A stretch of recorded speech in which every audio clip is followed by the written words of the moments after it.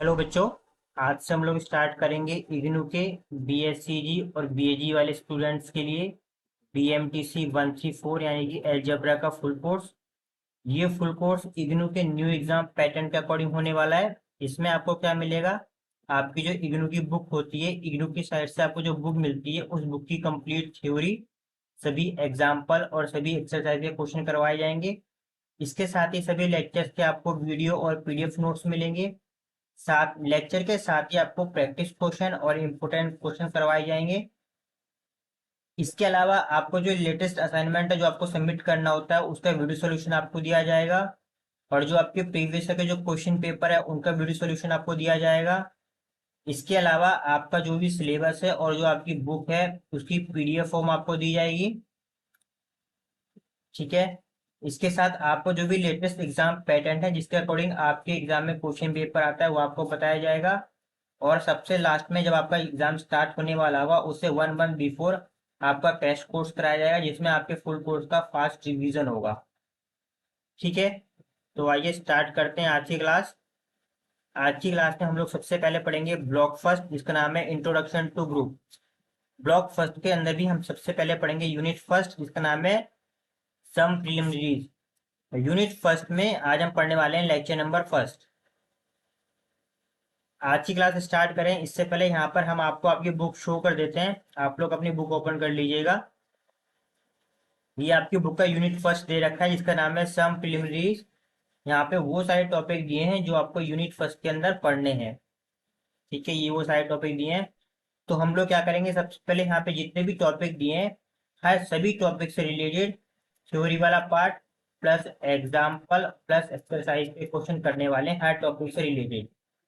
ठीक है। इसके अलावा अगर इस चैप्टर को समझने के लिए या फिर किसी भी टॉपिक को समझने के लिए किसी भी एक्स्ट्रा टॉपिक की जरूरत पड़ती है, तो हम आपको वो एक्स्ट्रा कॉन्सेप्ट या एक्स्ट्रा टॉपिक भी पढ़ाएंगे।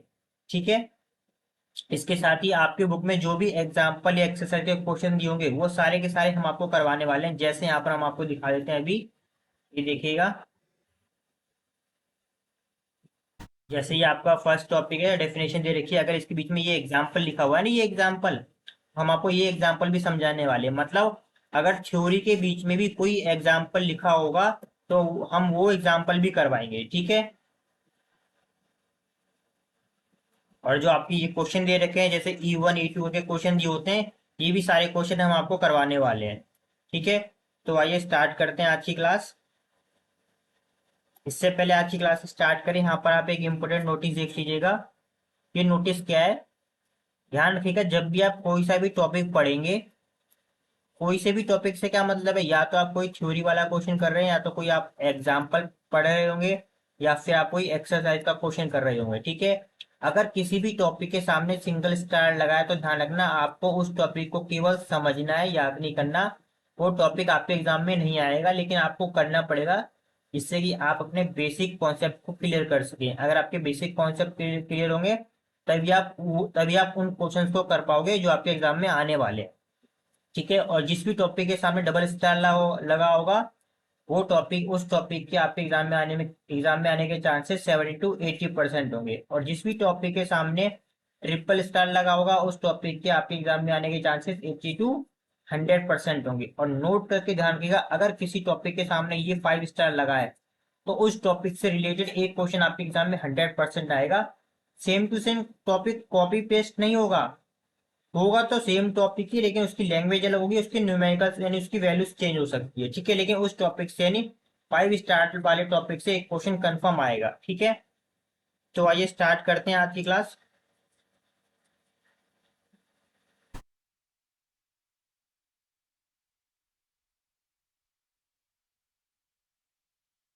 सबसे पहला हमारा टॉपिक है डिविजिबिलिटी इन जेड।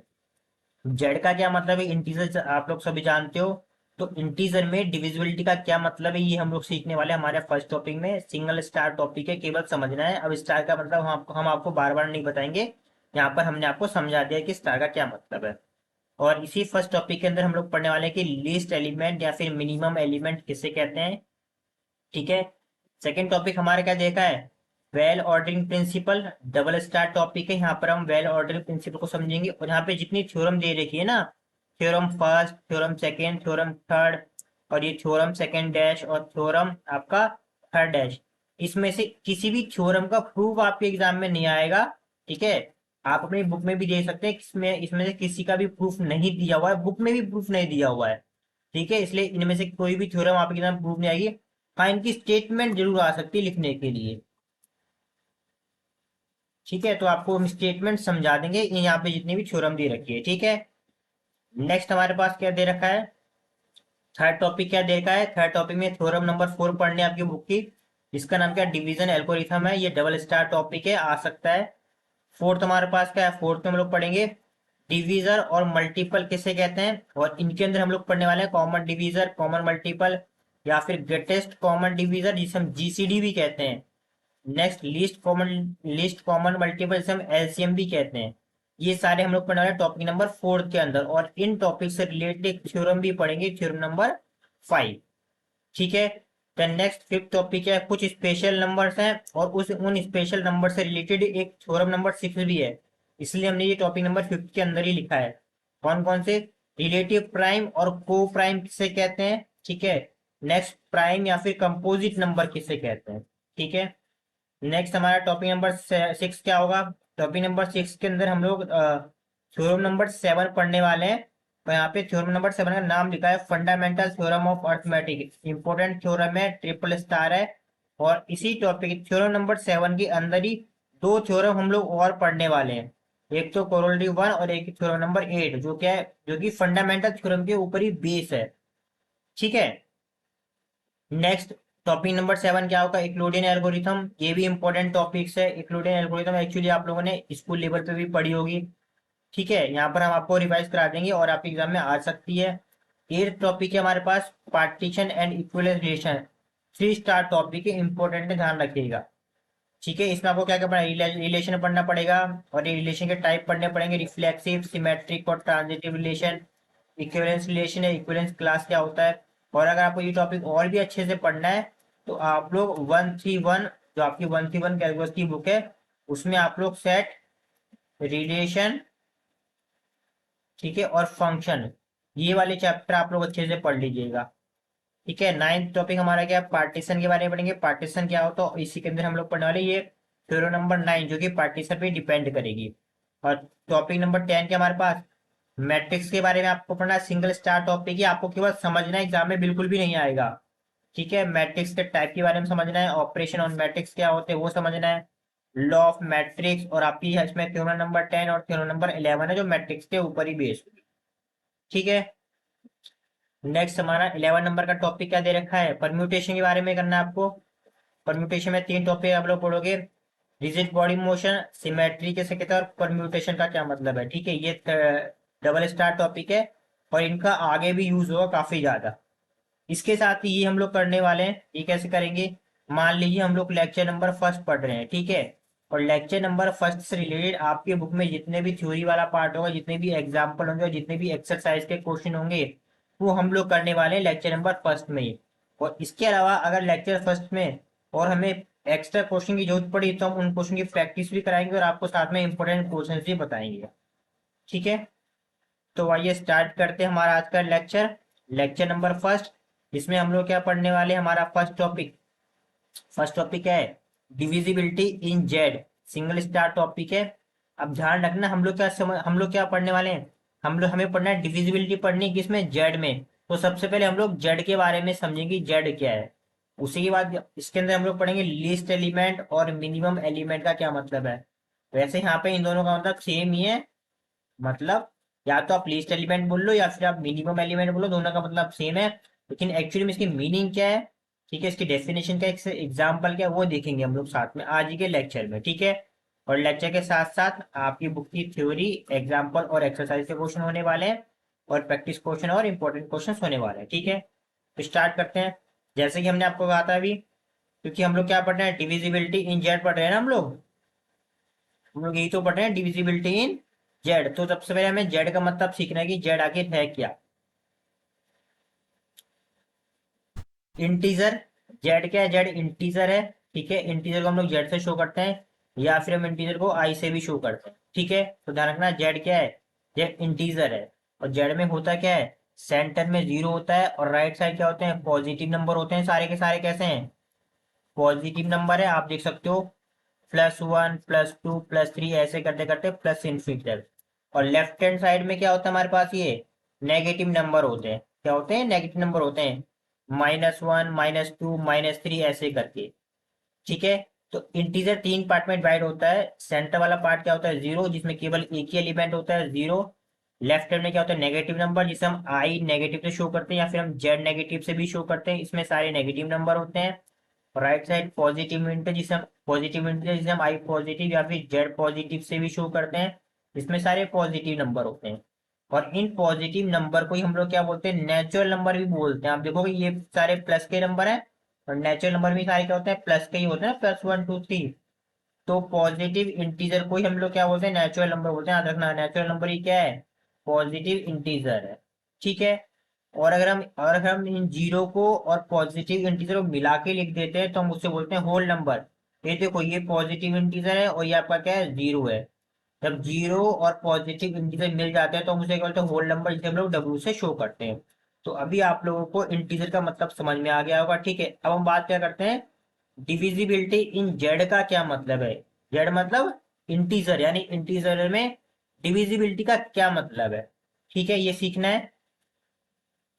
और ये तो आपको पता है इंटीजर क्या होते हैं, हमने आपको बता दिया था। सेंटर में 0, ये पॉजिटिव नंबर, ठीक है, और ये आपका नेगेटिव नंबर।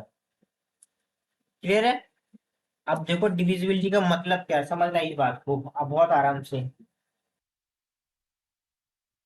मान लीजिए मान लीजिए हमने जेड में से कोई से भी दो नंबर माने। ठीक है, पहला एग्जांपल फर्स्ट देख लीजिएगा बहुत आराम से। मान लीजिए हमने क्या माने, 6 और 2, दो नंबर माने किसमें से, जेड में से।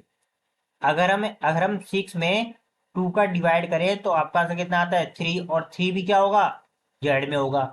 तो हम इसे बोलेंगे कि 6 डिविजिबल है किससे, 2 से। ठीक है, यानी 6 डिविजिबल है किससे, 2 से, यानी डिवाइड करने के बाद आपका जो आंसर आएगा 3, वो भी जेड में होना चाहिए। अगर मान लीजिए हम लोग 2 में 6 का डिवाइड करते हैं तब आपका आंसर कितना आएगा, 1/3। और 1/3 तो जेड में नहीं होता है। समझ में आ रहा है, 1/3 तो जेड में नहीं होता है। इसलिए हम क्या बोलेंगे, 2 is not divisible by 6। Clear है। अगर ऊपर वाले नंबर को नीचे वाले नंबर से डिवाइड करने पर आपका जो भी आंसर आता है, ध्यान सुनना, अगर आपका जो भी आंसर आता है अगर वो आंसर भी जेड के अंदर बिलोंग करेगा तब हम बोलेंगे कि सिक्स इज डिविजिबल बाय 2। लेकिन अगर हमें ऊपर वाले नंबर को नीचे वाले नंबर में डिवाइड करने के बाद, जैसे यहाँ पे करेगा 2 में 6 का डिवाइड किया, 1/3 आया, और 1/3 तो जेड में होते ही नहीं है, तब हम क्या बोलेंगे, 2 इज नॉट डिविजिबल बाय 6। ठीक है, अब यहाँ पे नोट करके एक बात ध्यान रखिएगा, ये भी लिख लीजिएगा। मान लीजिए हमने दो नंबर लिए हैं, A, B belongs to Z. ठीक है, अगर हम ए में बी का डिवाइड करते हैं तो डिवाइड करने के बाद कोई एक नंबर आएगा ना। जैसे यहाँ पे हमने 6 में 2 का डिवाइड किया तो क्या आया, 3 आया। यहाँ पे 2 में 6 का डिवाइड किया, क्या है, 1/3 आया। इसी तरह जब भी हम ए में बी का डिवाइड करेंगे तो क्या आएगा, हमारे पास एक नंबर आएगा, उसे हम क्या बोलेंगे, सी। ठीक है, और वो सी किस में होना चाहिए, जेड में होना चाहिए। क्लियर है ये बात। या फिर आप ऐसे भी बोल सकते हो, इसको रिवर्स कर लो, अगर हम बी में ए का डिवाइड करें तो एक कोई नंबर आएगा सी, तो वो भी क्या होना चाहिए, जेड में होना चाहिए। मतलब आप समझ रहे हो, आप चाहे तो ए को बी में डिवाइड कर दो या बी को ए में डिवाइड कर दो, दोनों का मतलब एक ही है। ठीक है, आपको समझ में आ रहा है ना ये। तो डिवाइड करने के बाद जो नंबर आएगा वो भी क्या होना चाहिए, जेड में होना चाहिए, तभी वो डिविजिबल कहलाता है। ठीक है, उस सेट में। इसी तरह अभी हमने बात किसकी, क्या सीखा हमने, हमने सीखा अभी डिविजिबिलिटी इन जेड। डिविजिबिलिटी इन जेड का क्या मतलब है, देखो, इफ A, B, इस एक मिनट बच्चों इसको थोड़ा सा रफ कर देते हैं। डिविजिबिलिटी इन जेड का क्या मतलब है,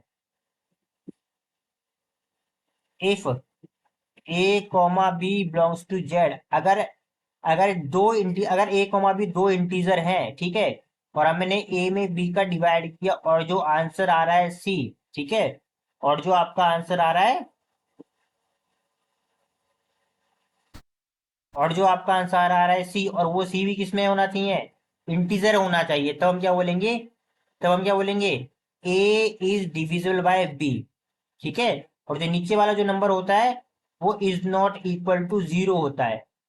अगर आप मान लीजिए, अगर आपने बी अपॉन ए किया होता, क्या किया होता, अगर आपने बी अपॉन ए किया होता, तो अब इस समय A is not equal to zero.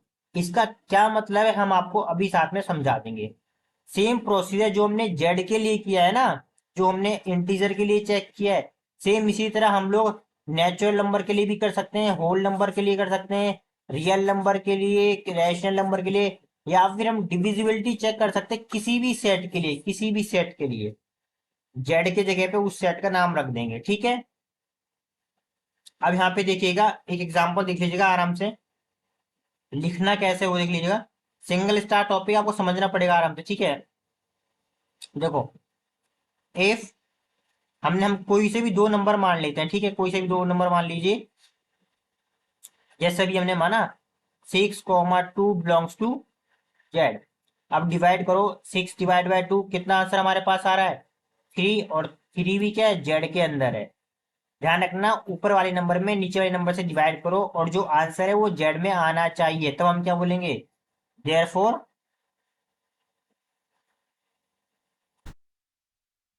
We can say we can say 6 is divisible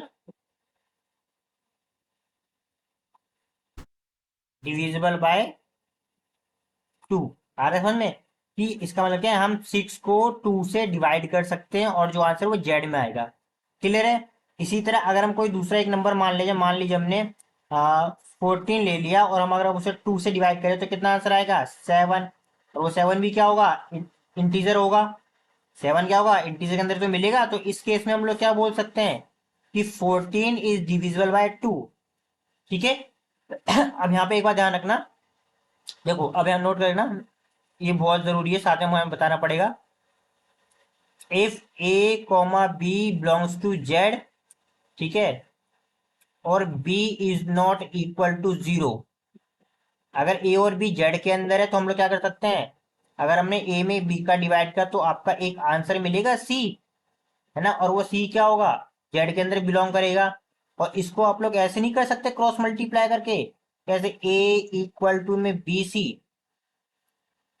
आ रहा है बच्चों समझ में, अरे ये क्रॉस मल्टीप्लाई इधर हो जाएगा। और सेकंड इसी में देख लो, अगर ये कुछ इस तरीके से लिखा होता, if A comma B belongs to Z, और आपका A is not equal to zero, A zero नहीं है, यानी इसका मतलब क्या है, अब हम ए बी में ए का डिवाइड कर रहे हैं, तब भी क्या आंसर आएगा, कोई कोई भी एक आंसर आ सकता है रैंडमली, जिसे हमने सी बोल दिया है, वो सी भी क्या होना चाहिए, जेड में होना चाहिए।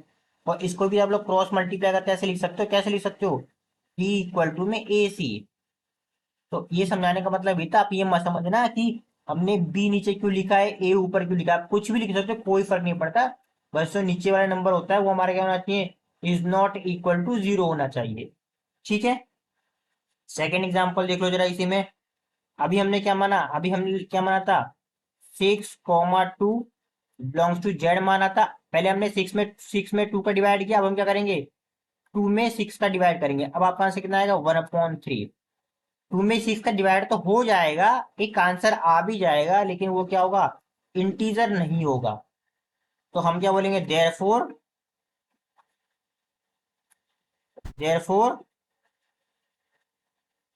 वी कैन से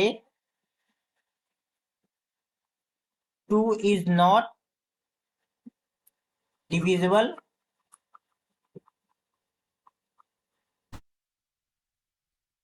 एक मिनट बच्चों, डिविजिबल बाय 6 इन जेड। हम जेड की बात कर रहे हैं, यहां पर भी जेड लगा लीजिए बच्चों, इन जेड, जेड के लिए डिविजिबल नहीं है।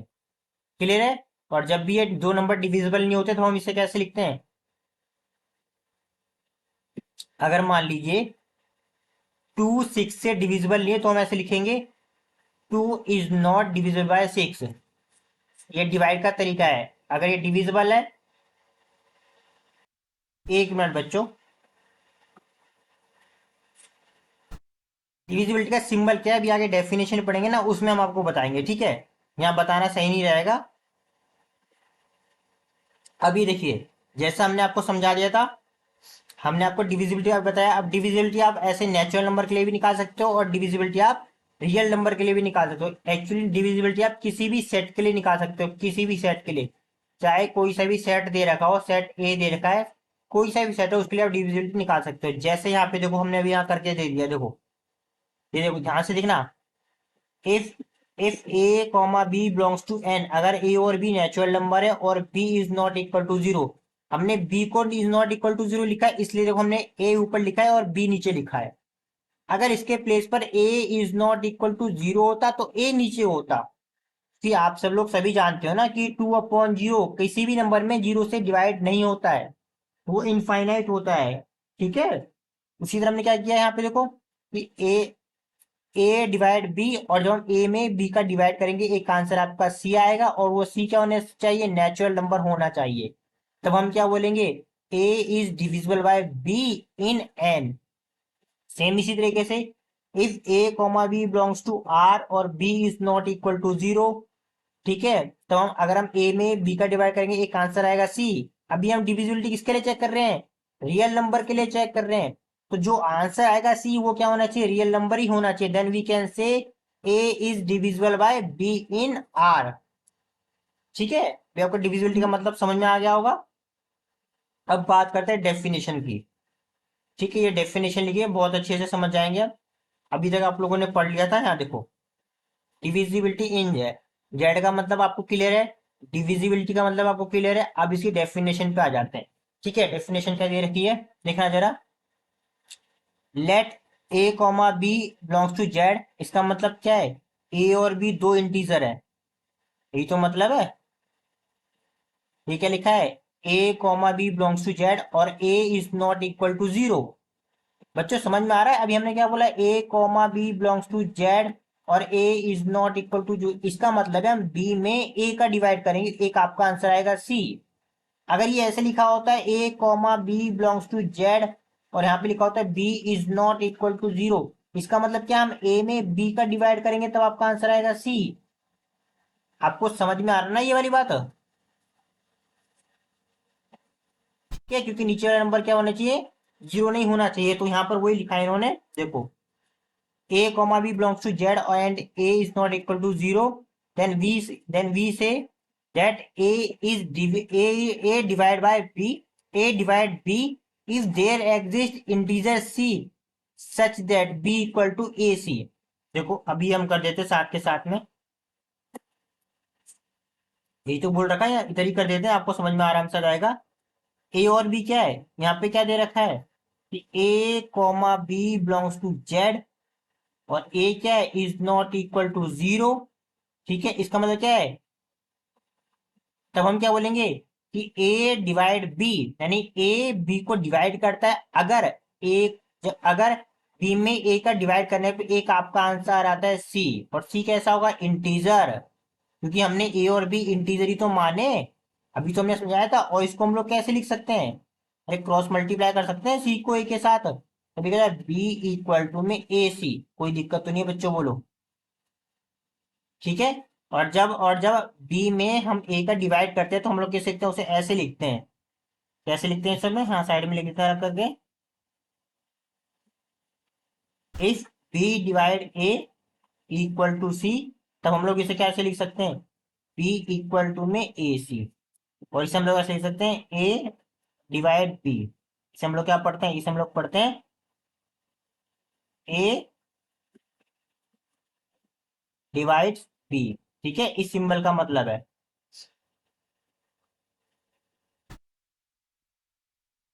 ठीक है, इस सिंबल का मतलब क्या है कि ए बी को डिवाइड करता है, ए डिवाइड बी। क्लियर है ये बात ये। अब नेक्स्ट देख लो एक चीज और,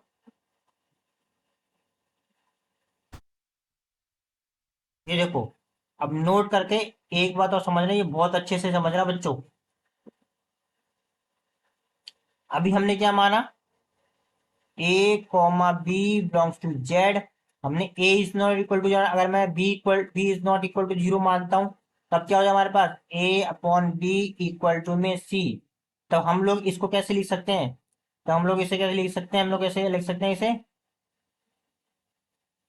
ए इक्वल टू में BC। तो इस चीज से आप लोग कभी कंफ्यूज मत होना बिल्कुल भी, ठीक है। और यहाँ पे एक चीज और आप लोग देख लीजिएगा, ये यहाँ पे इसको हम इस तरह रीड करते हैं ना, ए डिवाइड बी, और हम इसे बोलते हैं A is a divisor of B, यानी ए जो होगा डिविजर होगा किसका, बी का। या फिर हम ये बोल सकते हैं A is a factor of B, यानी ए क्या होगा, ए बी का फैक्टर होगा। या फिर हम इसे ऐसे भी पढ़ सकते हैं, B is divisible by A. समझ में आ रहा है, B is divisible by A. या फिर हम लिख सकते हैं B is a multiple of A. ये देखो यहाँ लिखा है ना, बी, बी क्या है, मल्टीपल है किसका, ए का। अब मल्टीपल का मतलब आपको पता होगा, और नहीं पता होगा तो आप ये हमसे पूछ सकते हैं, ठीक है। और अगर कोई अगर ए डज नॉट डिवाइड बी, अगर ए बी को डिवाइड नहीं करता है तो हम उसे कैसे लिखते हैं, इस तरीके से लिख सकते हैं, इस तरीके से ए डज नॉट डिवाइड बी, ठीक है। एक वर्टिकल लाइन और एक ये डायगोनल लाइन, ठीक है। हाँ, ये आपको समझ में आ गया इस तरीके से, मतलब किसी को किसी में डिवाइड कर सकते हैं, उससे कोई फर्क नहीं पड़ता है। अब एक नोट करके एक चीज और देख लीजिएगा, अगर मान लीजिए कहीं पर ऐसे लिखा हुआ है, अगर कहीं पर कुछ इस तरीके से लिखा हुआ आपको दिख जाता है, जनरल तरीके से समझना कि मान लीजिए x इक्वल टू में वाई जेड, तब इसका भी क्या मतलब होगा, इसको आप लोग ऐसे लिख सकते हो, नहीं लिख सकते हो कि x upon Y equal to Z. इसका मतलब क्या है, x x is divisible by y। या फिर आप इसे ऐसे भी लिख सकते हो, x अपॉन में जेड, यानी x अपॉन में जेड और आपका y। आपको समझ में आ रहा है, इसे हम लिख सकते हैं, बोल सकते हैं x is divisible bye Z. अभी समझ में आ रहा है। अगर कहीं पर ऐसे लिखा हुआ है, देखो समझना एक बात और, मान लीजिए A X plus B equal to में 3x+2 और आपका x प्लस वाई। इसको भी हम लोग कुछ इस तरीके से नहीं लिख सकते हैं कि A X plus B upon में 3x+2 इक्वल टू में x प्लस वाई। इसका क्या मतलब है कि A X plus B is divisible by 3x+2। ये काम आएगा, इससे हम आपको समझा रहे हैं कि डिविजिबिलिटी मतलब रटना नहीं है कि ए अपॉन बी को डिविजिबल बोलते हैं या फिर बी अपॉन ए को डिविजिबल बोलते हैं, ठीक है। इतना आपको समझ में आ गया होगा। अब देखो यहाँ पे एक नोट करके, और ये बहुत इंपॉर्टेंट है, देखो डबल स्टार लगा हुआ है, इंपॉर्टेंट है, ध्यान रखिएगा, ठीक है। अब इसको करने से पहले एक चीज समझिएगा, हम आपसे एक क्वेश्चन पूछेंगे, आप लोग खुद आंसर दीजिएगा, ठीक है। मान लीजिए दो अलग अलग रूम में, अलग अलग दो रूम है और दोनों में अलग अलग एक एक स्टूडेंट बैठा हुआ है। आपने दोनों बच्चे को एक डिवाइड दिया, दोनों को बोला 6/2 करो। पहले ने डिवाइड कर दिया, मान लीजिए दोनों को डिवाइड करना था, उसने आंसर दिया 3, ठीक है। अब दूसरे दूसरे ने डिवाइड किया, उसका भी आंसर कितना आएगा, 3। अब मुझे एक बात का आंसर देना, जब भी हम किसी एक नंबर में किसी दूसरे नंबर से डिवाइड करते हैं तो जो आंसर आता है 3, क्या इसके अलावा एक और आंसर आ सकता है, समझते हम क्या बोल सकते हैं, मतलब 6 2 से डिवाइड होगा 3 टाइम्स, क्या 6 2 से एक और ऐसा कोई एक नंबर और है कि जो 6 को डिवाइड कर सके 2 से, आप समझ रहे हो। आप मान लो 50 रूम में हर बच्चे को बिठा दो और बोलो कि 6/2 से डिवाइड करो, हर किसी का आंसर क्या आएगा, सेम आएगा। हर किसी का आंसर क्या आने वाला है, सेम आएगा, कोई और दूसरा आंसर नहीं आएगा। यानी हर किसी का आंसर कैसा होगा, यूनिक होगा। यूनिक या फिर बोल दो सेम, इसका मतलब समझ रहे हो। आप खुद सोचो, और थोड़ा सा एग्जांपल देख लेते हैं। मान लीजिए आपने 8 को 2 से डिवाइड किया, कितना आंसर आएगा, 4। क्या 4 के अलावा एक और इसका आंसर आ सकता है, बताओ, नहीं आ सकता। अब 8 में 2 का डिवाइड करो, केवल और केवल एक ही आंसर आएगा, एक को बोलते हैं यूनिक। सेम उसी तरीके से अगर मान लो आपने यहाँ पे दे रखा है हमारे पास 21, अगर हम 21 में 3 से डिवाइड करें तो कितना आंसर आएगा, एक ही आएगा, 7। 21 में 3 का डिवाइड करो, क्या 7 के अलावा और भी कोई आंसर आने वाला, नहीं आने वाला, इसलिए क्या है, क्या यूनिक नंबर है। वही बोल रखा है, जब भी हम किसी दो इंटीजर को डिवाइड करते हैं, ध्यान से सुनना, जब भी हम किसी दो इंटीजर को डिवाइड करते हैं, a/b करो, तो उसका जो आंसर आता है c, वो क्या होता है, यूनिक होता है। यूनिक समझ आ रहा है ना, 7 दोबारा नहीं आ सकता। या अगर हमने बी अपॉन ए किया और आपका आंसर आ रहा है सी, सी के जगह पे आप कोई भी सिंबल यूज कर सकते हो, कोई फर्क नहीं पड़ता। यहाँ पे सी हमने सी यूज किया है। तो जब भी हम बी में ए का डिवाइड करेंगे तो एक आंसर आपका सी आएगा, और सी कैसा होगा हमारे पास, यूनिक होगा, सिंगल होगा, डबल नहीं होगा, जैसे यहाँ पर अभी आपने देख लिया है। ठीक है, तो वो यहाँ पे लिखिए, for A comma B belongs to Z और A is not equal to zero, again A is not equal to zero बोला, इसका मतलब क्या है, हम लोग बी अपॉन ए करने वाले हैं। ठीक है, तो वही बोल रखा है, A comma B belongs to Z, A is not equal to zero, A divide B, then there exist C belongs to Z. अब आपको समझ में आ रहा होगा, सच दैट, ऑब्वियस सी बात है, A is not equal to zero यानी बी अपॉन ए करेंगे, इक्वल टू क्या है हमारे पास, सी। और इसको हम लोग ऐसे नहीं लिख सकते, बी इक्वल टू में ए सी, या ऐसे ही तो ए सी इक्वल टू में बी, क्या फर्क पड़ता है, देखो यही तो लिखा है, ए सी इक्वल टू में बी। और जो सी होगा, दिस सी इज यूनिक, अरे सी क्या होता है, सी वही तो होता है जो डिवाइड करने के बाद आता है, ये थ्री, ये थ्री, ये सी, ये फोर, यही तो सी होता है, और ये यूनिक होता है, और ये थ्योरम है, ये एग्जाम में बिल्कुल आ सकती है, और ये हम आपको प्रूफ करेंगे अभी। ठीक है, अभी प्रूफ करेंगे, नोट करके, इंपोर्टेंट थ्योरम है, एक्स्ट्रा दे रखी है, लेकिन आपको ये करना है, ध्यान रखना। शो दैट, देखो क्या देखा है, show that A comma B belongs to Z, A is not equal to zero and A divide B, then there exist C belongs to Z such that A C comma B, then आपको show करना है कि जो सी होगा वो क्या होगा, unique होगा। अगर ये आपका एग्जाम में क्वेश्चन आता है, थोड़ी बहुत इसकी वो लैंग्वेज चेंज कर देगा, लेकिन वो होगा यही, आपको इसकी प्रैक्टिस करनी पड़ेगी, आपको समझ में आ जाएगा, फिर वो लैंग्वेज चेंज करके देगा, कोई फर्क नहीं पड़ता, आप लोग इसे कर लोगे। ठीक है, तो इसका प्रूफ करें, स्टार्ट करते हैं इसका proof.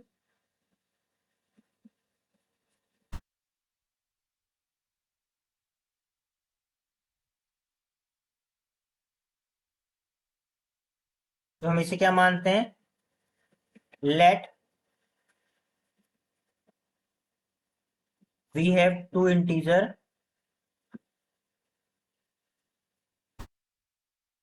C comma D belongs to Z for A divide B. ये हमने माना है, हमने क्या माना है कि जब हम बी में ए का डिवाइड करते हैं तो हमारे पास दो नंबर मिलते हैं, एक तो हमें सी मिलेगा, और बी में ए का डिवाइड करके हम लोग क्या मिलेगा, दूसरा हमें डी मिलेगा, ये हमने माना है। ठीक है, ऐसा पॉसिबल नहीं, लेकिन हम मानते हैं, और हमें मान मान के हमें ये प्रूव करना है कि हमने जो दो अलग अलग नंबर माने हैं ना, वो दो अलग अलग ना होके वो सेम है। आप समझ रहे हो, मान लो आपने दो अलग अलग बच्चों को बोल दिया कि डिवाइड करो, आपने माना दोनों को, आपने माना दोनों का आंसर अलग अलग आएगा, कि पहले का आंसर सी आएगा, दूसरे का आंसर डी आएगा, लेकिन जब आपने उन दोनों की कॉपी चेक की तो इस सी का भी आंसर थ्री आया और इसका भी आंसर थ्री आया, समझ में आ रहा है। तो हमें वही प्रूव करना है, तो दो हमने अलग अलग माने वो एक्चुअली में सेम होंगे, इक्वल होंगे। ठीक है, क्लियर है। ठीक है, such that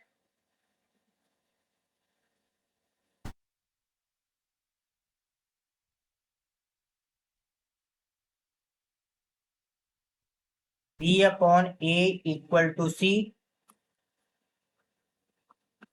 for some C belongs to Z. और इसको हम लोग कैसे लिख सकते हैं, इसको हम लोग कैसे लिख सकते हैं, बी इक्वल टू में ए सी लिख सकते हैं, क्रॉस मल्टीप्लाई करेंगे, from some for some C belongs to Z, ये हो गया हमारे पास इक्वेशन नंबर फर्स्ट। ठीक है, सेम इसी तरीके से सेकंड वाले के लिए हम लोग हमने क्या किया था, B upon, again B upon A equal to हमारे पास क्या है, डी, बहुत सिंपल है बच्चों, for some D belongs to Z, और इसको भी हम लोग क्या कर सकते हैं, क्रॉस मल्टीप्लाई करके, बी इक्वल टू में A D.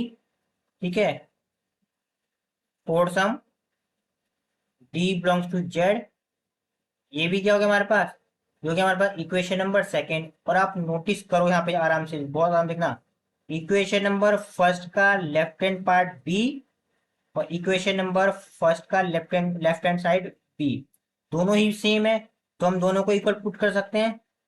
Now from equation first and second, दोनों को इक्वल करो। पहले वाले में क्या आया तुम्हारे पास ए सी, और दूसरे वाले हमारे पास क्या आया ए डी। और आप जानते हो इसमें से हम ए से और इसे से कैंसिल कर सकते हैं। आप कहां से क्या आएगा सी इक्वल टू में डी। और आपको यही तो प्रूफ करना था।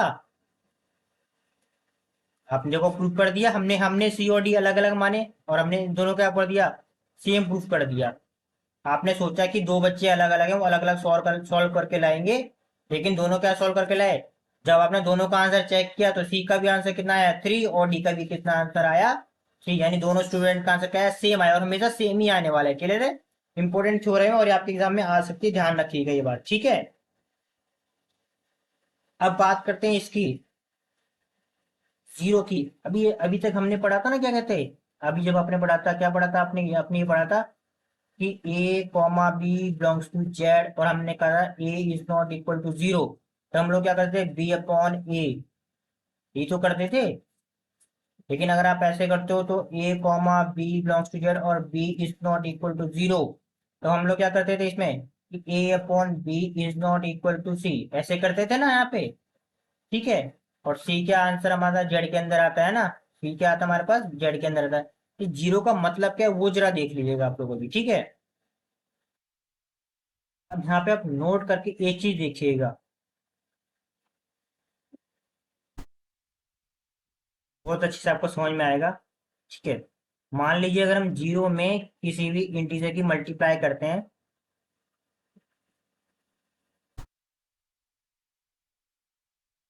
मान लीजिए हम जीरो में किसी इंटीजर की मल्टीप्लाई करते हैं और आपका आंसर कितना आता है जीरो आता है for all Z belongs to Z. क्योंकि अभी जेड का क्या मतलब कि जेड का मतलब क्या है, अरे इंटीजर, इंटीजर का मतलब तो आप लोग सभी जानते हो ना, इंटीजर क्या मतलब है zero plus minus one plus minus to plus minus three, यही तो है इसका मतलब, ठीक है। अब यहाँ पे नोटिस करो, इसे देखकर आपको क्या समझ में आता है, इसे देखकर आपको समझ में आता है कि Z equal to zero by zero. अरे इस जीरो को नीचे लेकर आ सकते हैं इसके यहाँ पे, है ना। और जेड क्या है, जेड एक इंटीजर है, क्या ऐसा पॉसिबल है। आप देखो मैं लिख कर दिखा रहा हूँ, बताना क्या ऐसा पॉसिबल है। जीरो में जीरो डिवाइड करो और आपका आंसर वन आ जाए, क्या ऐसा पॉसिबल है कि हम जीरो में जीरो का डिवाइड करें और आपका आंसर टू आ जाए। कैसी ऐसा पॉसिबल है कि हम जीरो में जीरो का डिवाइड करें और आपका माइनस थ्री आ जाए। अरे ये जो स्मॉल जेड है ये एक इंटीजर ही तो था, ठीक है। तो यानी ऐसा पॉसिबल नहीं है, इसका मतलब क्या है, इसका मतलब क्या है कि किसी भी जीरो में जीरो का डिवाइड करना एक मीनिंगलेस है। यानी जीरो का डिवाइड कभी भी नहीं होगा, किसी भी नंबर में जीरो का डिवाइड नहीं होगा। यानी ए अपॉन में zero is equal to infinite, ये आप लोगों ने पढ़ा होगा, या अनडिफाइंड जिसे कहते हैं। यानी यानी वन अपॉन टू का आंसर कितना, सॉरी ये अलग से लिख देते हैं। अगर मान लीजिए कोई आपसे पूछता है कि वन अपॉन जीरो का आंसर कितना होगा, तो वन अपॉन जीरो का आंसर कितना होगा इनफाइनाइट, यानी वन में जीरो का डिवाइड नहीं हो सकता। टू अपॉन जीरो का आंसर कितना होगा infinite. Minus minus two upon zero का आंसर कितना होगा इनफाइनाइट, ठीक है। तो ध्यान रखना किसी भी नंबर में जीरो का डिवाइड क्या होता है एक इनफाइनाइट होता है, हम जीरो से डिवाइड नहीं कर सकते, ठीक है। नेक्स्ट, हाँ अब देखो बच्चों, हमारा जो फर्स्ट टॉपिक था डिविजिबिलिटी इन जेड, ये हमने कवर कर लिया। और इसके अंदर का ये जो हमारा नेक्स्ट पार्ट है लीस्ट एलिमेंट और मिनिमम एलिमेंट, ये अभी एंड में करेंगे। इससे पहले हम डिविजिबिलिटी इन जेड का जितने डिविजिबिलिटी इन जेड से रिलेटेड जितने भी क्वेश्चंस आपके बुक में दे रखे हैं, एक बात और ध्यान रखना, ये क्या है सिंगल स्टार टॉपिक है, ठीक है। आपको केवल समझना है, ठीक है। तो टॉपिक नंबर फर्स्ट से रिलेटेड आपके बुक में, आपकी इग्नू की बुक में जितने भी एग्जाम्पल या एक्सरसाइज के क्वेश्चन दे रखे हैं, और अगर हमें जरूरत पड़ती है तो हम इसके कुछ प्रैक्टिस क्वेश्चन और इंपॉर्टेंट क्वेश्चन भी साथ ही साथ आपको करवाने वाले हैं। कौन से एक्सरसाइज के क्वेश्चन करवाने वाले हैं ये हमने आपको दिखा दिया था, अभी अगेन दिखा देते हैं। ये वाले जो क्वेश्चन आपके दे रखे हैं ना, ये सारे के सारे हम अभी करवाने वाले प्रूफ, ठीक है। तो स्टार्ट करते हैं।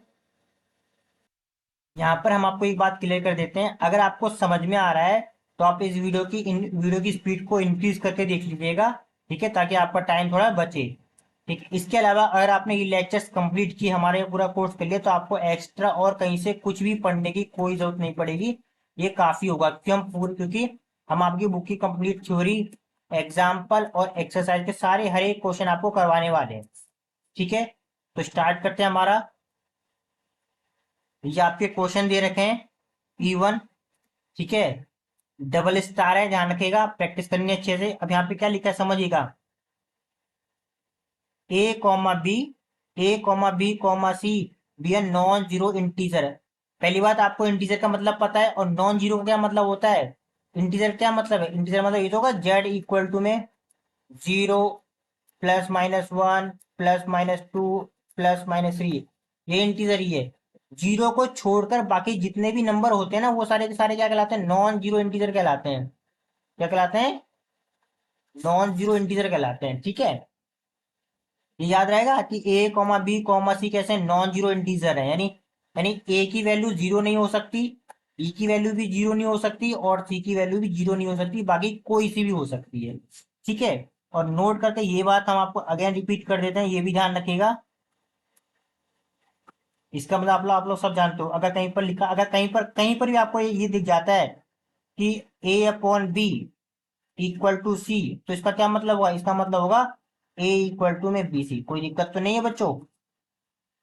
अगर कहीं पर लिखा दिया जाता है B/में A इक्वल टू सी, तब इसका क्या मतलब होगा बच्चों, B इक्वल टू में AC।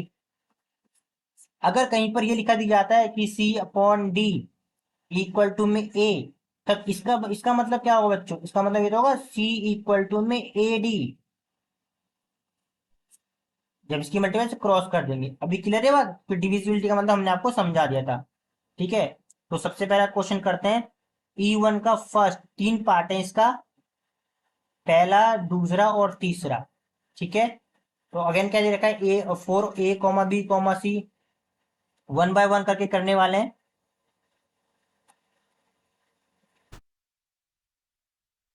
सबसे पहले फर्स्ट वाले का मतलब समझ लो, फर्स्ट वाले का क्या मतलब है। फर्स्ट में यही तो लिखा हुआ है कि A/0, इसका मतलब क्या है। एक मिनट बच्चों, इसको हम लोग ऐसे कर लेते हैं अक्सर तरीके से। पहले मतलब समझेंगे, फिर इसका प्रूफ करेंगे। क्या दे रखा है, A/0, इसका मतलब है, और A क्या है, A बिलोंग्स टू Z, यहाँ लिखा तो है ये। ठीक है, इसका मतलब क्या है कि हम वन वन का जीरो में डिवाइड कर सकते हैं, मतलब इसको आप ऐसे लिख सकते हो, 0/1, आपका आंसर कितना आएगा, 0। हमने आपको पहले ही बताया था, जो आगे लिखा होता है उसे हम नीचे लिखते हैं। ठीक है, या फिर हम ऐसे कर सकते हैं 2/0, तब इसके इसे हम कैसे लिख सकते हैं, 0/2, तब इसका आंसर कितना हमारे पास आ रहा है, 0 आ रहा है। या फिर हम लोग इसे ऐसे लिख सकते हैं, -6/0, तब भी इसका नंबर क्या आएगा हमारे पास, 0/-6, यानी हमारे पास आंसर कितना आएगा, 0। यही मतलब है कि A/0 इक्वल टू क्या होगा हमारे पास, 0/A, और A क्या होगा, बिलोंग्स टू Z। यही हमें प्रूव करना है कि जीरो में हम लोग किसी भी इंटीजर का डिवाइड कर सकते हैं। ठीक है, करे प्रूव, बहुत सिंपल है बच्चों ये। इसका प्रूफ करते हैं हम लोग।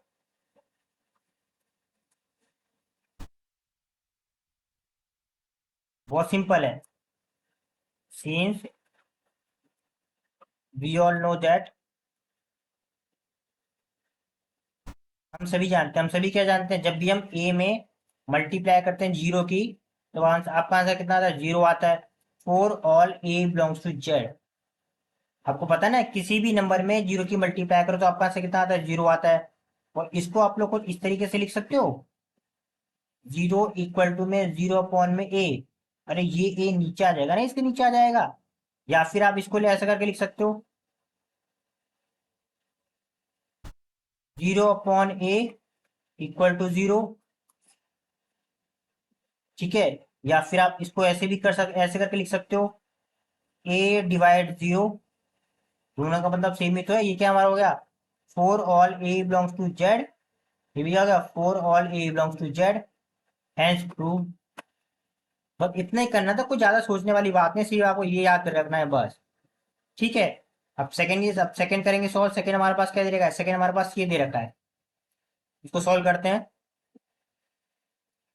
पहले समझ लेते हैं सेकंड का मतलब क्या है, फिर इसको प्रूफ करते हैं बहुत आराम से। सेकेंड आपका ये दे रखा है कि plus minus one divide by A, और ए क्या है, ए बिलोंग्स टू जेड है। ए क्या है, ए बिलोंग्स टू जेड है। ठीक है, अब इसका मतलब क्या है, इसका मतलब है, इसका मतलब दो है। ठीक है, पहला क्या है, पहला दे रखा है प्लस वन डिवाइड ए, और दूसरा क्या दिखा हमारे पास, माइनस वन डिवाइड ए। मतलब हम लोग क्या कर सकते हैं, ध्यान से सुना आराम से। प्लस वन, मान लीजिए प्लस वन है, प्लस वन में हम किसी भी इंटीजर का डिवाइड कर सकते हैं, मान लीजिए टू का डिवाइड कर सकते हैं। ठीक है, या फिर हम लोग क्या कर सकते हैं, प्लस वन का, प्लस वन से हम थ्री में डिवाइड कर सकते हैं, प्लस वन से हम लोग क्या कर सकते हैं, फोर में डिवाइड कर सकते हैं। आपको पता नहीं इसका आंसर कितना है, अगर हम डिवाइड करते हैं तो इसका आंसर क्या आएगा, टू अपॉन में वन। प्लस का यानी आपका आंसर कितना आने वाला है, प्लस का टू। अगर हम इसमें डिवाइड करें कितना आंसर आएगा, थ्री अपॉन में प्लस का वन, तब आपका आंसर कितना आएगा, प्लस का थ्री। इसे डिवाइड करो कितना आंसर आएगा, अपॉन में प्लस का वन, आपका आंसर कितना आएगा, प्लस का फोर। सेम इसी तरीके से हम लोग इसके लिए कर सकते हैं, माइनस के लिए भी कर सकते हैं, तब आपका आंसर कितना है, माइनस का टू। माइनस का डिवाइड करेंगे तब कितना आएगा, माइनस का थ्री। अगर हम माइनस का करेंगे तब कितना आएगा, माइनस का फोर। अभी आपको इतना समझ में आ रहा है। अब आपको ये प्रूफ करना है, प्रूफ कैसे करना है वो देख लो, बहुत सिंपल है प्रूफ भी।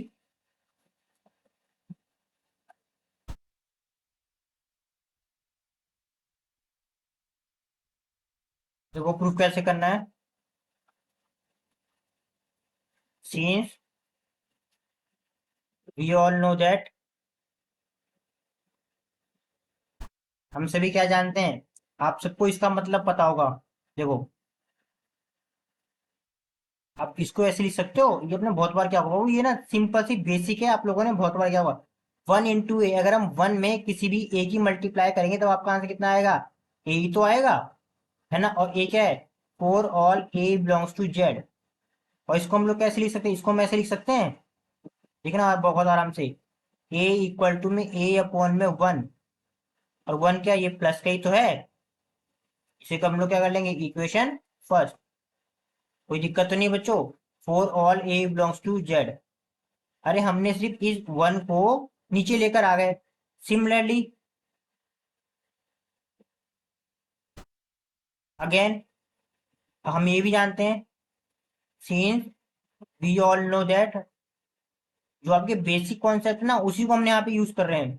हम लोग क्या जानते हैं कि माइनस वन में, जब भी हम माइनस वन में माइनस ए की मल्टीप्लाई करेंगे तब आपका आंसर क्या आएगा, पॉजिटिव आएगा। अरे जब दो नेगेटिव की मल्टीप्लाई करते हैं तो पॉजिटिव ही तो आता है। इसको हम लोग कैसे लिख सकते हैं, इसको हम लोग कैसे लिख सकते हैं, माइनस ए इक्वल टू में ए अपॉन में माइनस का वन, ये आएगा हमारे पास। ये हो गया हमारे पास equation number second, for all A belongs to Z. अब यहाँ पे नोटिस करो, from equation first and second, from equation first and second, दोनों को आप मिक्स करके लिख सकते हो ना एक साथ। देखो इसको हम लोग कैसे लिख देंगे, यहाँ हम अलग करके लिख देते हैं इसको, और इसको मिक्स कर दो। ये सेम नंबर ना, ये बस ये प्लस का ए है, ये माइनस का ए, तो हम लोग इसे किससे लिख सकते हैं, प्लस माइनस ए, प्लस माइनस ए। और राइट हैंड साइड में क्या दे रखा हमारा, राइट हैंड साइड वाला देखो क्या दे रखा हमारे पास, ये ए अपॉन में प्लस माइनस वन। और इससे आपको समझ में आता है, इससे आपको क्या दिखता है, इससे आपको लिख रहा है, इस लास्ट वाले लास्ट लाइन से देखना कि हम लोग प्लस माइनस वन से डिवाइड कर सकते हैं किसमें, ए में। आपको समझ आ रहा है, जब हम ए में प्लस वन और माइनस वन से डिवाइड करेंगे तो आपका आंसर क्या आता है, प्लस का है और माइनस का है, जो हमने यहाँ पे आपको करके दिखा दिया है। ठीक है, नेक्स्ट थर्ड हमारे पास क्या दे रखा था, थर्ड वाला देखते हैं। थर्ड देख लेते हैं एक बार। थर्ड हमारे पास क्या दे रखा है, ये दे रखा है plus minus A divide by A. यानी आप इसको समझ लेते हैं पहले, इसका क्या मतलब है, नोट करके देखिएगा। नोट में देखा है कि plus minus A divide A, for all A belongs to Z. मतलब क्या है कि हम सेम नंबर का सेम नंबर में डिवाइड कर सकते हैं। मतलब अगर कहीं पे लिखा है plus minus two divide two, इसका क्या मतलब है, इसका मतलब यही तो हुआ, इसका मतलब ये हुआ कि प्लस टू में हम लोग टू का डिवाइड कर सकते हैं, तब आपका आंसर कितना आएगा, टू अपॉन टू, यानी आपका वन। या फिर हम ये कर सकते हैं minus two divide by two, तब आपका आंसर कितना है, टू अपॉन में माइनस टू, माइनस का वन। अगर मान लीजिए कहीं लिखा है +-3/3, तब इसका क्या मतलब है कि हम +3 में 3 का डिवाइड करेंगे, मतलब 3/3। आपका आंसर कितना आ रहा है 1। या फिर हम क्या करेंगे -3 का डिवाइड करेंगे 3 में, तब आपका आंसर कितना आएगा 3/-3, तब क्या आएगा आंसर आएगा -1।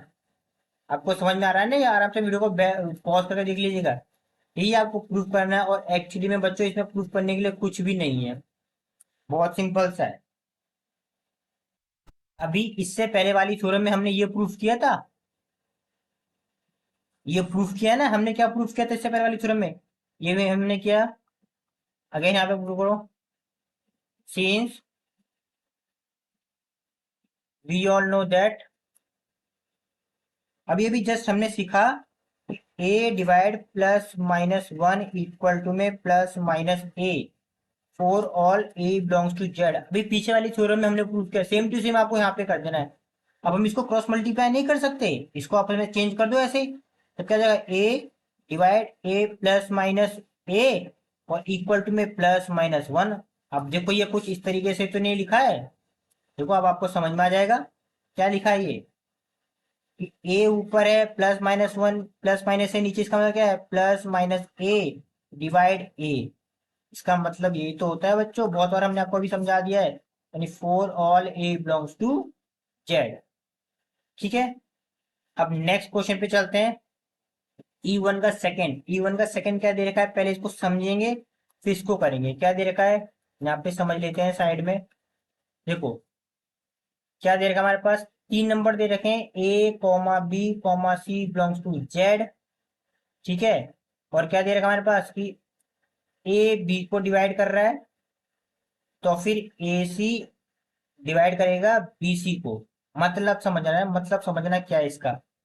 ठीक है, मतलब देखो क्या है इसका, बहुत अच्छा मतलब है इसका। मान लीजिए ए हमने क्या माना 2, और बी हमने क्या मान लिया 6। तो इसका मतलब क्या है, हम पहले वाले को सॉल्व करेंगे कि 2/6, यानी 2 6 को डिवाइड करता है, आप लोग सभी जानते हो 6/2। क्लियर है ये? अब इसी में क्या बोल रखा है, अगर मान लीजिए हम ए में सी की मल्टीप्लाई करते हैं और बी में सी की मल्टीप्लाई करें, तो उसके बाद ए सी बी सी को डिवाइड करेगा। हम सी मान लो, सी कुछ भी मान लो, मान लीजिए हमने सी क्या मान लिया 3, कोई सी कुछ भी मान सकते हैं। ठीक है, तो अब करो चलो, यानी ए में सी की मल्टीप्लाई मतलब 3 की मल्टीप्लाई करेंगे, डिवाइड यहाँ पे बी क्या जाएगा 6, 8 में 3, 2 × 3 कितना हो जाएगा 6, और 6 × 3 कितना हो जाएगा 18। अब आप मुझे बताओ, क्या 18 6 को डिवाइड नहीं करता है? करता है ना। तो यही हमें प्रूफ करना है। हमें प्रूफ क्या करना है कि अगर ए बी को डिवाइड करता है, तो अगर हम ए में सी की मल्टीप्लाई करें और बी में भी सी की मल्टीप्लाई करें, तब भी ए सी बी सी को डिवाइड करेगा, यानी जो रिजल्टेंट आएगा ये ए सी बी सी को डिवाइड करने वाला है। ठीक है, करें, बहुत सिंपल सा प्रूफ है इसका।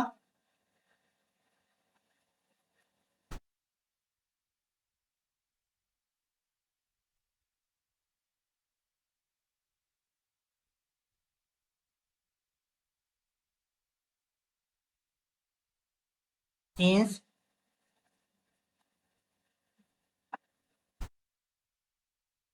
वी हैव, वी हैव हमने इसलिए लिखा है क्योंकि यहाँ पे दे रखा है। ठीक है, since we have A divide B and A comma B belongs to Z. मान लीजिए ए बी को डिवाइड करता है और ए बी क्या है जेड में है, तो हम लोग इसको कैसे लिख सकते हैं, हम लोग कैसे लिख सकते हैं बी डिवाइड ए, और बी में डिवाइड, जब हम बी में ए का डिवाइड करेंगे तो एक आपका आंसर आएगा डी। डी हमने क्यों लिया आपको इसका आंसर भी पता चल जाएगा। ठीक है, for some D belongs to Z, इतना क्लियर है आप सभी को। नाउ इसको हम लोग कैसे लिख सकते, इसको हम लोग ऐसे लिख सकते हैं बी इक्वल टू में ए डी। कोई दिक्कत तो नहीं है बच्चों? For some D belongs to Z, now multiply by C both side. हम दोनों साइड में क्या करेंगे सी की मल्टीप्लाई करेंगे, तब क्या हो जाएगा सी की मल्टीप्लाई करने के बाद यही तो हो जाएगा बी सी इक्वल टू में ए सी और आपको यहाँ पे कितना हो जाएगा डी। देखना हम दोनों दोनों साइड में सी की मल्टीप्लाई कर दिया है। अब हम इसको ऐसे लिख सकते हैं, ये था बी सी इक्वल टू में ए सी और आपका डी, और इसको हम लोग ऐसे लिख सकते हैं, नीचे ला सकते हैं, बी सी अपॉन में ए सी इक्वल टू कितना हो गया डी। कोई दिक्कत तो नहीं है बच्चों, बताओ। ठीक है, और आपको जानते हो बी सी ऊपर लिखा है ए सी नीचे लिखा है, इसका क्या मतलब है? इसका मतलब यही तो हुआ कि A C divide B C. Clear है ये? और ये क्या है, for all A comma B comma C belongs to Z, hence prove. यही आपको करना था। देखा, बहुत सिंपल है। नेक्स्ट क्वेश्चन पे देखते हैं। नेक्स्ट क्वेश्चन क्या लिखा है हमारा, E1 का थर्ड है। थर्ड में क्या लिखा है, A divide B, B divide C, implies, implies क्या करता है कि A divide C, for all A B C belongs to Z. अब इसका मतलब भी समझ लीजिएगा बहुत आराम से। क्या दे रखा है, नोट पे दे रखा है ए डिवाइड करता है बी को और बी डिवाइड करता है सी को। इसका मतलब क्या है? इसका मतलब होगा ए डिवाइड करेगा सी को, और क्या है, for all A comma B comma C belongs to Z. चलो मान लेते हैं कैसे, देखो। मान लीजिए हमने ए का क्या आंसर रखा है, ए हमने क्या मान लिया टू, बी हमने क्या मान लिया सिक्स, और हमने सी क्या मान लिया, हमने सी मान लो हमने 18 मान लिया। अब नोटिस करोगे यहाँ पे, देख यहाँ पे चेक करना जरा इस चीज को देखो, A divide B, yes, two divide six, correct है ना। यहाँ पे देखो बी डिवाइड सी, देखो ये भी करेक्ट है, बी क्या है सिक्स, सिक्स डिवाइड करता है किसको, 18 को, करता है ना डिवाइड। अरे सिक्स अपॉन में टू इक्वल टू में थ्री, देखो डिवाइड हो रहा है। यहाँ पे देखो 18 अपॉन में सिक्स, ये भी देखो डिवाइड हो रहा है थ्री। अब थर्ड देखो, थर्ड में क्या लिखा है, हमें ये प्रूफ करना है कि ए ऑल्सो डिवाइड सी, ए ऑल्सो डिवाइड सी। अब ए क्या हमारे पास टू था और सी कितना हमारे पास 18। अरे बच्चों ये देखो ना, 18 जो है टू से भी डिविजिबल होगा, नाइन, और ये हमको प्रूफ करना है। अभी क्लियर है ये? चलो इसे प्रूफ करते हैं।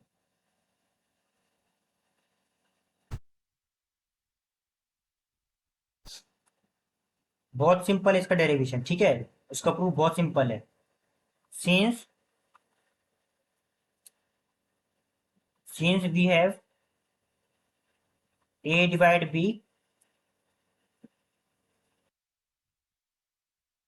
For all A comma B belongs to Z, therefore,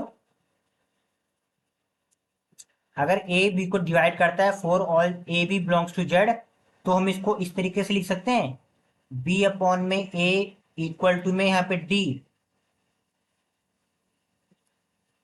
for some D belongs to Z. और इसको हम लोग कैसे लिख सकते हैं, बी इक्वल टू में ए डी, ये भी क्या हो जाएगा हमारा, पता फॉर सम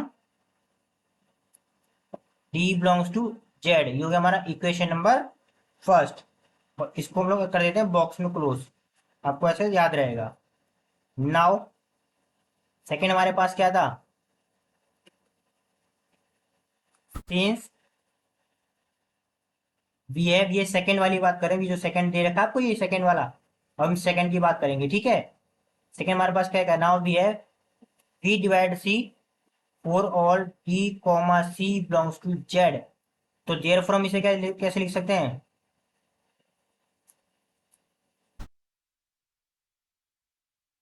देयर फोर, इसको आप लोग कैसे लिख सकते हो, यहाँ पे क्या लिखा है, अगर बी सी को डिवाइड कर रहा है तो हम लोग ऐसे लिख सकते हैं, सी अपॉन में बी इक्वल टू में E for some E belongs to Z. ये हो गया आपका इक्वेशन नंबर। आगे बनाते हैं इक्वेशन नंबर सेकंड। इसको आप लोग ऐसे लिख सकते हो, सी इक्वल टू में बी और आपका ई, बॉक्स में क्लोज कर दो, for some E belongs to Z, equation number second. अभी आपका क्लियर है ये?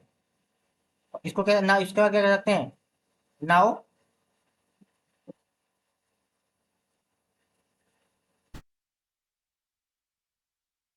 Now put the value of B from equation first in equation second in equation second. Equation first में क्या वैल्यू दे रखी है, देखो इक्वेशन फर्स्ट में बी की वैल्यू क्या दे रखी है ए डी। इसको हमें किसमें पुट करना है, यहाँ पे पुट करना है इक्वेशन नंबर सेकंड में, यहाँ पर पुट करें। कितना होगा हमारे पास, सी इक्वल टू में इसका आंसर क्या हमारे पास ए डी, और ये हो क्या हमारे पास ई। आप नोटिस करना क्या हम इस ए को ऐसे ऐसे लिख सकते हैं, सी इक्वल टू में ए और आपका डीई, और इस ए को हम लोग नीचे लेकर आ सकते हैं। क्या होगा नीचे लेकर आएंगे तो सी अपॉन में ए, यहाँ पे क्या बचा हमारे पास ए, यहाँ पे क्या बचा हमारे डीई, यहाँ पे क्या बचा हमारे पास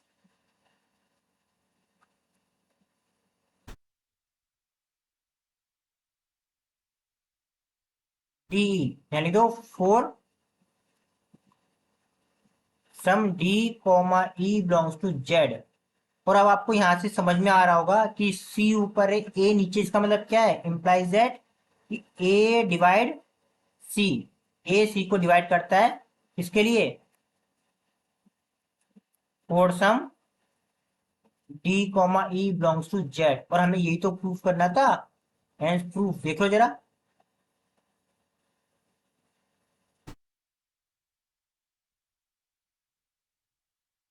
ये देखो ए डिवाइड सी। बच्चों आपको अगर समझ में आ रहा है वीडियो को बैक करके देखना, आपको समझ में कंफर्म आ जाएगा, ठीक है। अब नेक्स्ट बात करते हैं, फर्स्ट का फोर्थ क्या दे रखा है, A divide B, B divide A, if and only if A equal to plus minus B. बच्चों इसे करने से पहले यहाँ पर आप एक इस चीज का मतलब जरा समझ लीजिए, इसका मतलब क्या है, इस सिंबल का मतलब क्या होता है। ये जो सिंबल दे रखा है बीच में डबल एरो वाला, इस डबल एरो का मतलब होता है, इस डबल एरो के जो लेफ्ट हैंड साइड में लिखा होता है और जो राइट हैंड साइड में लिखा होता है, हमें क्या करना पड़ता है, हमें एक बार में पहले वाले केस में क्या करना पड़ता है, हमें लेफ्ट हैंड साइड से राइट हैंड साइड प्रूफ करनी होती है, ठीक है। और दूसरे केस में हमें क्या करना पड़ता है, राइट हैंड साइड से हमें लेफ्ट हैंड साइड प्रूफ करनी होती है। और ये हम दोनों करके दिखाएंगे, ठीक है। ये कब होगा, जब इस टाइप का डबल एरो वाला केस होगा, ठीक है।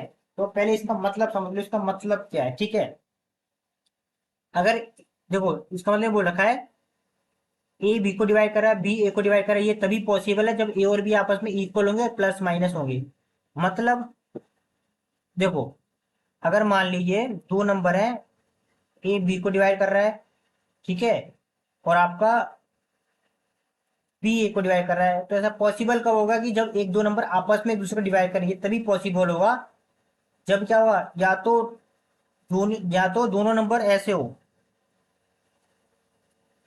देखो यहाँ पे हम अलग कर देते हैं, या तो ए यहाँ पे क्या हो, ए टू हो, और बी भी क्या हो, टू हो। या तो ए क्या हमारे पास हो, टू हो, और बी भी क्या हमारे पास माइनस का टू हो। और आप करके, अब आप करके देख लो ना, खुद करके देख लो, ठीक है।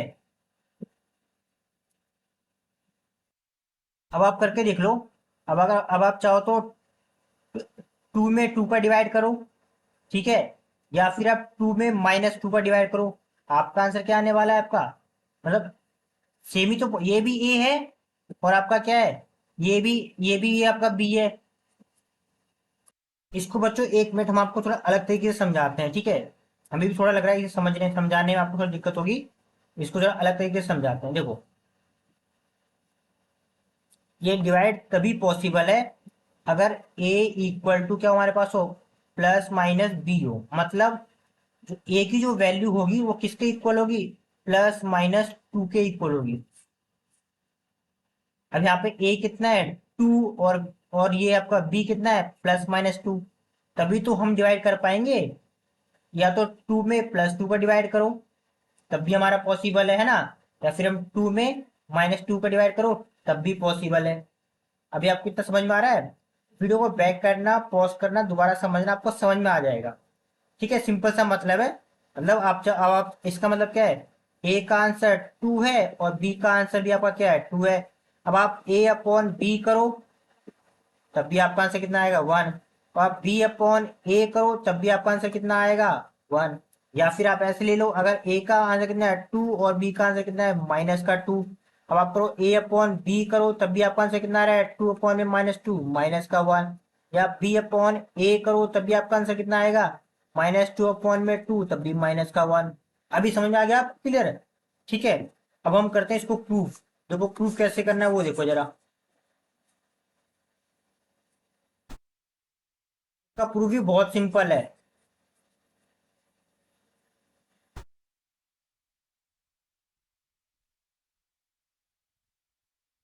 आइए इसका प्रूफ करते हैं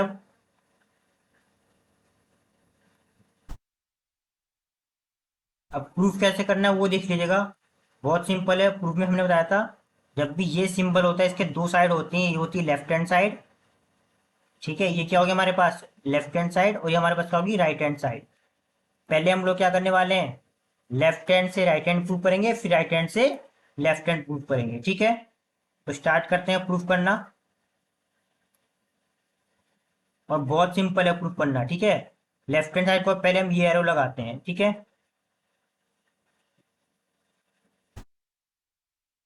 now since we have a divide b and b divide a, therefore अगर a b को डिवाइड कर रहा है और b a को डिवाइड कर रहा है तो हम a b के लिए हम लोग कुछ इस तरीके से लिख सकते हैं कि b divide a equal to d for some d belongs to z। कर सकते हैं इस तरीके से, और इसको हम लोग क्रॉस मल्टीप्लाई करके कुछ ऐसे लिख सकते हैं। और ये आप लोगों ने बहुत बार क्या होगा, अभी हमने आपको कई बार बता दिया, इसको लिख सकते हैं b इक्वल टू में ad for some d belongs to z। ये हो गया हमारे पास इक्वेशन नंबर फर्स्ट। क्लियर है बच्चों? नाउ अगेन अब दूसरे वाले के लिए करके देखो, ये हमने क्या देखा था, अगर b a को डिवाइड कर रहा है तो हम इसको ऐसे लिख सकते हैं a अपॉन में b इक्वल टू में e for some e belongs to z। यहाँ पे देखो ना b a को डिवाइड कर रहा है तो कुछ तो आंसर आना चाहिए, हमने e लिख दिया। और इस चीज को हम लोग कैसे लिख सकते हैं, इसको हम लोग कैसे लिख सकते हैं a इक्वल टू में b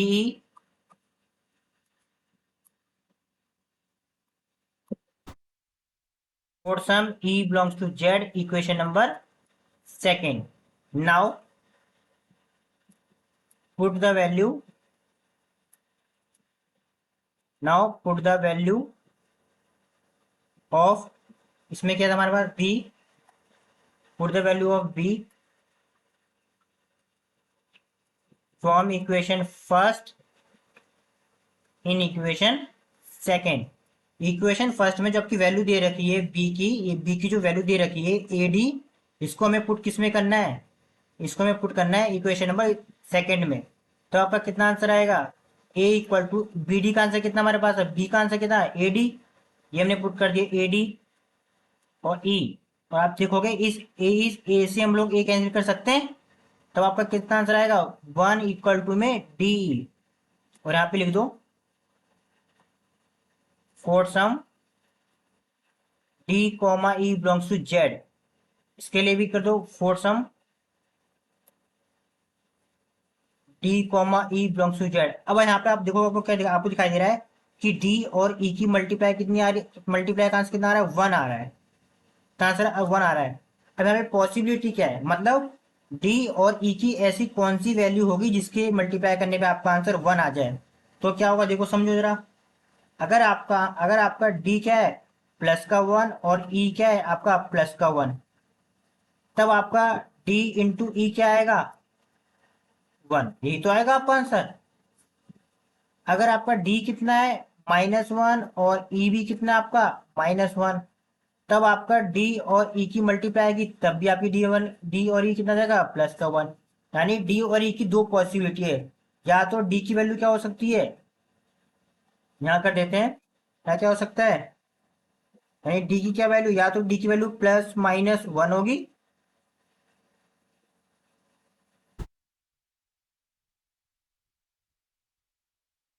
डी की वैल्यू क्या होगी, प्लस माइनस वन होगी, ठीक है। या फिर हमारे पास ई की वैल्यू क्या होगी, प्लस माइनस वन होगी। नाउ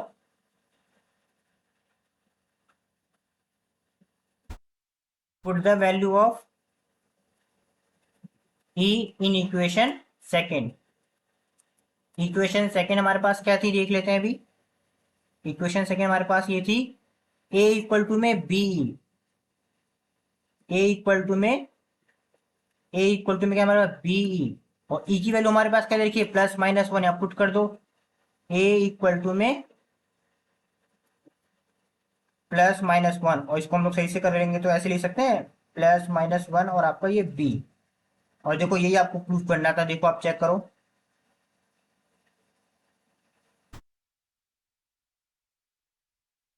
देखो A equal to plus minus B, ये प्रूफ करना था, देखो अभी दिखा देते हैं आपको। ये देखो ए इक्वल टू में प्लस माइनस बी, ठीक है। पहला पार्ट प्रूव हो गया, left hand side right side. अब सेकेंड हम प्रूव करने वाले हैं क्या, कन्वर्सली, उसे हम कन्वर्सली बोलते हैं। कन्वर्सली में क्या मानते हैं, अब राइट हैंड साइड मानते हैं, क्या माना हमने,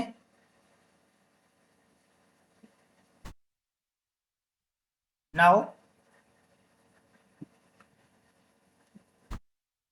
now we have A equal to में प्लस माइनस बी, अरे राइट हैंड साइड यही तो थी, for all A comma B belongs to Z. बाकी बच्चों बाकी सारा हम यहाँ पे प्रूफ कर देंगे, ठीक है, नीचे जगह नहीं है बाकी। Now we have A equal to plus minus B, A equal to plus minus B for all A B belongs to Z. आपने ये दो चीज पढ़ी है अभी, जस्ट अभी हमने इससे पहले जस्ट प्रूफ आई थी, ए इक्वल टू में प्लस माइनस वन, अरे ये प्लस माइनस वन नीचे आ जाएगा, यहाँ कितना बचेगा हमारे पास बी, यानी ए में हम लोग प्लस वन और माइनस वन का डिवाइड दे सकते हैं। और साथ में आप लोगों ने क्या पढ़ा, आपने ये भी पढ़ा था साथ में कि plus minus A divide by A, ये भी आपने पढ़ा था, ठीक है। देयरफॉर ये तो for all A comma B belongs to Z, ठीक है। Therefore therefore A divide B and B divide A for all A comma B belongs to Z, बस इतना करना है। वीडियो को बैक करना, आपको ये समझ में आ जाएगा कंफर्म, ठीक है। देखिए लास्ट क्वेश्चन रह गया आपका इसमें, ई वन का फाइव, ई वन के फाइव में क्या देखा है, C divide A C divide B, तो आपको प्रूव करना पड़ेगा सी डिवाइड करेगा A X plus B Y को, और ये क्या है, A B C X Y क्या है, बिलोंग्स टू जेड है, ठीक है। अगर इसका मतलब हम समझाए तो मतलब बहुत सिंपल सा है, मतलब तो बच्चों आप समझ ही गए होंगे। यहाँ पर हम आपको थोड़ा समझा देते हैं, सी ए को डिवाइड कर रहा है, सी बी को डिवाइड कर रहा है, और अगर हम क्या करते हैं, इस ए में क्या करना है, देखो जरा, इस ए में हमने क्या किया,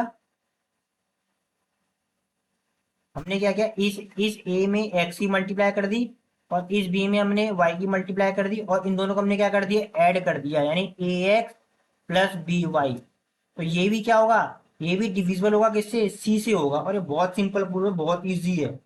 अगर आपने ऐसे इससे पहले वाले सारे प्रूफ समझ लिए हैं तो ये वाला भी आपके लिए करना बहुत ज्यादा ईजी हो जाएगा, ठीक है। करें proof,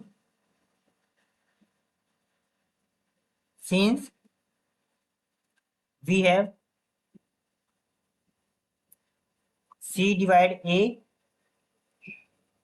and C divide B for all A comma B comma C belongs to Z.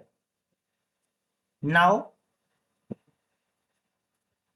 यह लिख सकते हैं, देयरफॉर अगर सी ए को डिवाइड कर रहा है और सी बी को डिवाइड कर रहा है, तो हम लोग इसे ऐसे लिख सकते हैं, ए divide C,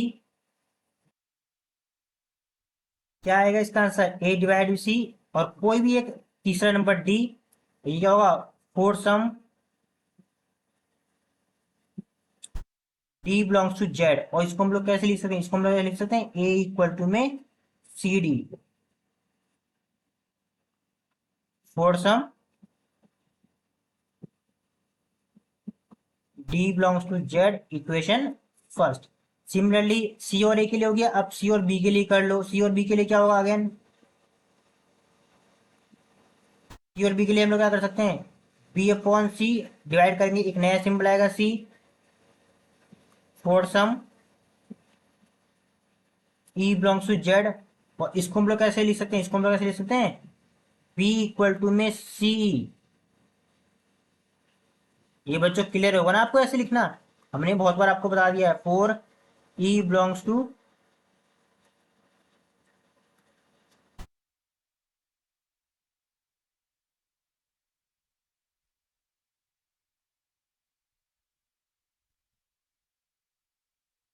for some E belongs to Z, ये हो गया हमारा इक्वेशन नंबर सेकेंड।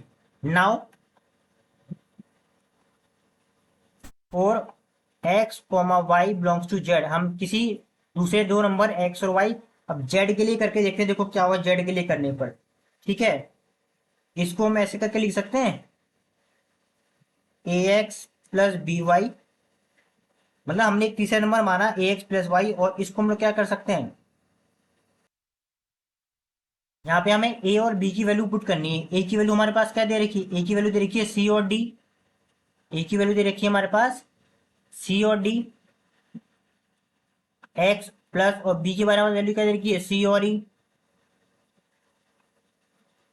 हमने क्या किया साइड में देना, साइड में आप लोग ना put the value of A and B. ठीक है, अब वैल्यू पुट करने पे आपका कितना आंसर आ रहा है आप देखिएगा जरा, इसे आराम बहुत आराम से देखिएगा।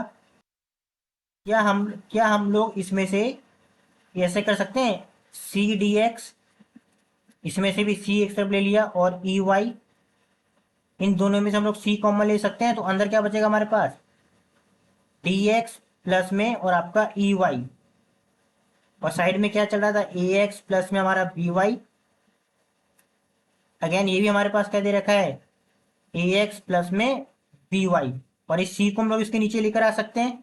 कितना हो जाएगा हमारे पास ये A X plus B Y divide by C, और हमारे पास क्या बचा डी एक्स प्लस में ई वाई, कर दोगे फोर सम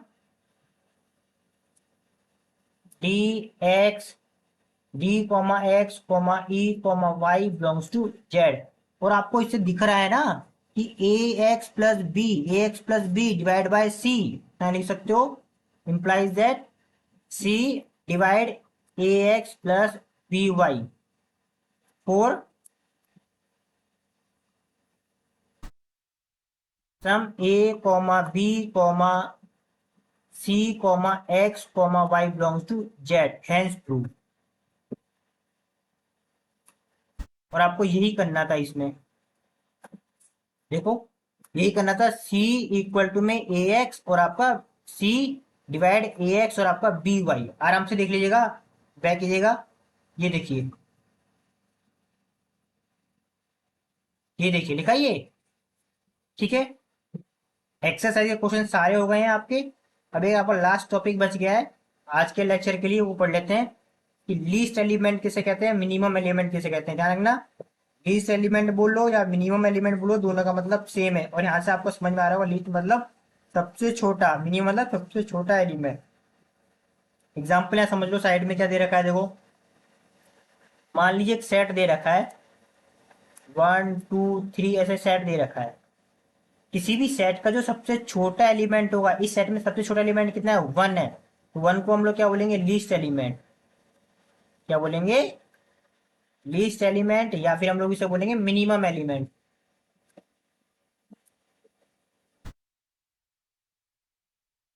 मिनिमम एलिमेंट, ठीक है। किसी भी सेट के सबसे छोटे एलिमेंट को हम लोग क्या लीस्ट एलिमेंट बोलते हैं, और लीस्ट एलिमेंट को हम लोग किससे शो करते हैं, आपके बुक के अकॉर्डिंग डेफिनेशन ए से शो करते हैं। और बाकी के सारे नंबर को हम लोग क्या शो करते हैं, किससे शो करते हैं, पी से शो करते हैं। वही डेफिनेशन यहाँ पे देखिए, देखो बहुत अच्छे से दे रखी है यार, आप समझाओगे। Let S be a non empty subset of Z, S क्या एक नॉन एम्प्टी सबसेट है इसका जेड का। अगर आपको सबसेट का मतलब नहीं पता तो प्लीज बच्चों 131 में जो आपका सेट वाला चैप्टर है, चैप्टर फर्स्ट, उसे देख लीजिएगा। ठीक है। An element A belongs to S is called a least element और minimum element if A less than और equal to B for all B belongs to S. मतलब सेम जगह, बहुत इजी है। एस एक सेट दे रखा है, इसमें नंबर दे रखे हैं 1 2 3 4 5 6। ये सारे के सारे एलिमेंट को हम लोग क्या बोलेंगे, बी बोलेंगे। क्या बोलेंगे, बी बोलेंगे। इन सभी बी में जो सबसे छोटा नंबर होगा वो क्या है, 1। सबसे छोटे ही नंबर को हम लोग क्या बोलते हैं, ए। तो अब आप यहाँ पे नोटिस करोगे, ये जो ए दे रखा है वो क्या है, ए जो है लेस देन और इक्वल टू बी है for all B belongs to Z.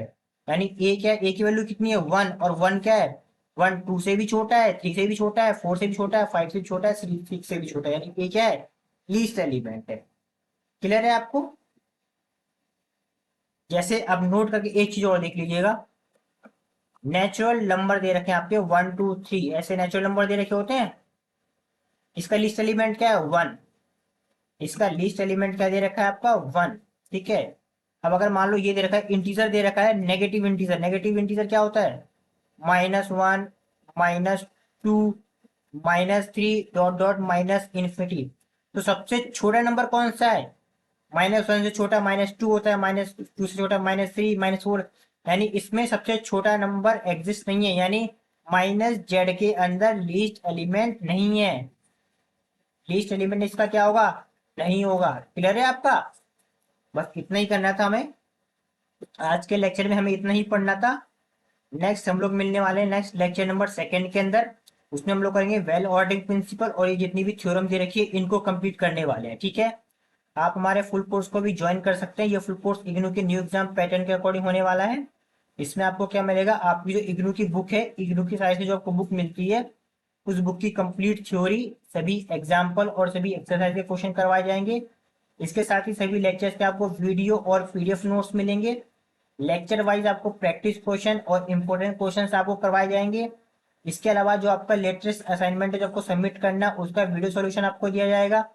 इसके अलावा जो आपके प्रीवियस ईयर जो क्वेश्चन पेपर है उनका वीडियो सॉल्यूशन आपको करवाया जाएगा। और आपका जो सिलेबस है, जो आपकी बुक है, उसका पीडीएफ फॉर्म आपको दिया जाएगा। और जो आपका लेटेस्ट एग्जाम पैटर्न है वो आपको समझाया जाएगा कि एग्जाम में कैसे किसके अकॉर्डिंग आपका क्वेश्चन पेपर आता है। और सबसे एंड में आपका क्रैश कोर्स करवाया जाएगा। जब आपका एग्जाम स्टार्ट होने वाला होगा उससे 1 मंथ पहले आपके फुल कोर्स का रिवीजन कराया जाएगा इस कोर्स के अंदर। ठीक है। तो हम मिलते हैं हमारे नेक्स्ट लेक्चर नंबर 2 के अंदर।